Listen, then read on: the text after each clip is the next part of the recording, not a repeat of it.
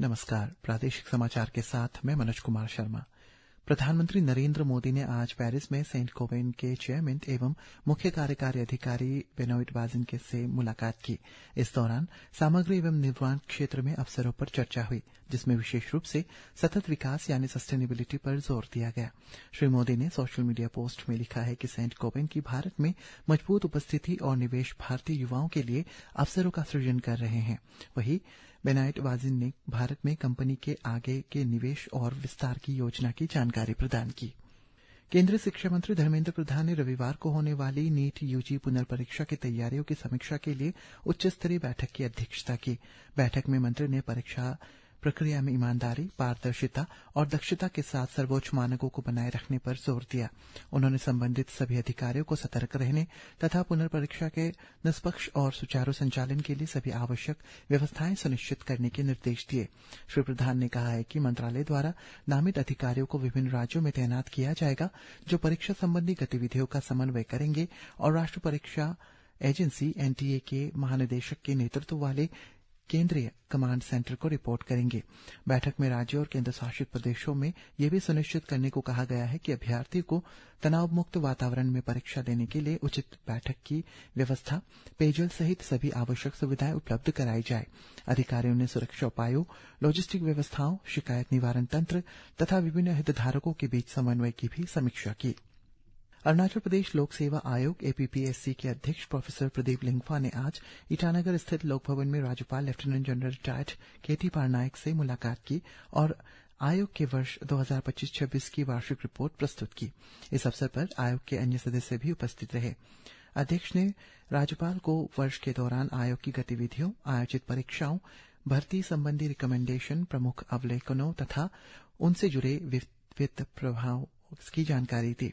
राज्यपाल ने कहा है कि एपीपीएससी राज्य की प्रशासनिक व्यवस्था को आकार देने में महत्वपूर्ण भूमिका निभाती है, इसलिए उसे ईमानदारी, पेशेवर दक्षता और उत्कृष्टता के सर्वोच्च मानकों को बनाए रखना चाहिए। उन्होंने कहा है कि आयोग को केवल सर्वाधिक योग्य उम्मीदवारों की सार्वजनिक सेवा के लिए रिकमेंडेड कर अपनी विश्वसनीयता, प्रभावशालिता और जन विश्वास को और मजबूत बनाना चाहिए। पारदर्शिता और योग्यता आधारित चयन के महत्व पर बल देते हुए राज्यपाल ने आयोग को परीक्षाओं और भर्ती प्रक्रियाओं का संचालन पूर्ण निष्पक्षता, जवाबदेही और पारदर्शिता के साथ करने की सलाह भी दी।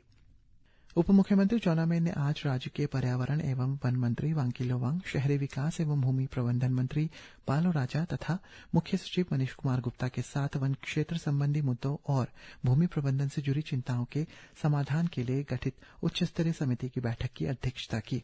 बैठक में व्यवहारिक समाधान तलाशने, विभिन्न विभागों के बीच समन्वय को मजबूत करने तथा संरक्षण और विकास संबंधी आवश्यकताओं के बीच संतुलित दृष्टिकोण सुनिश्चित करने पर चर्चा की गई।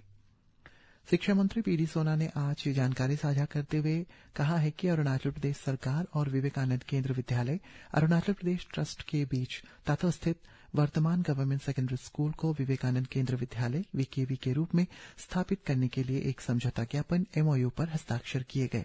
शिक्षा मंत्री ने सोशल मीडिया पोस्ट में लिखा है कि प्रस्तावित वीकेवी एक सह शिक्षा दिवस एवं आवासीय विद्यालय होगा, जो क्षेत्र के बच्चों के लिए गुणवत्तापूर्ण शिक्षा और समग्र विकास की नई संभावनाएं प्रदान करेगा। उन्होंने कहा है कि यह समझौता शी योमी जिले में शिक्षा की पहुंच को सुदृढ़ करने और लोगों की आकांक्षाओं को पूरा करने की दिशा में एक महत्वपूर्ण कदम है। ईटानगर मौसम विभाग ने आज अरुणाचल प्रदेश के 5 जिलों तवांग, कुरुंग, शी योमी, दिबांग वैली और अंजाव को छोड़ अन्य सभी जिलों के लिए अगले 24 घंटों में अलग अलग स्थानों में गरज के साथ बिजली गिरने और बहुत तेज बारिश का येलो अलर्ट जारी किया है। सरकार ने कहा है कि देश की सभी रिफाइनरियां उच्च क्षमता पर कार्य कर रही है और उनके पास कच्चे तेल का पर्याप्त भंडार उपलब्ध है। साथ ही पेट्रोल और डीजल का भी पर्याप्त स्टॉक बनाए रखा गया है।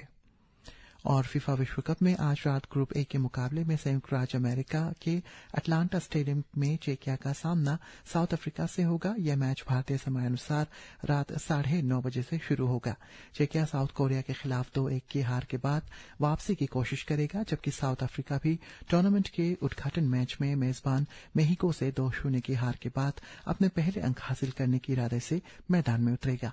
इसके बाद ग्रुप बी के मुकाबले में संयुक्त राज्य अमेरिका के लॉस एंजलिस स्टेडियम में स्विट्जरलैंड का सामना बोस्निया और हर्जेगोविना से होगा। यह मैच भारतीय समयानुसार रात 12:30 बजे शुरू होगा। इसी के साथ ये समाचार बुलेटिन समाप्त हुआ। नमस्कार।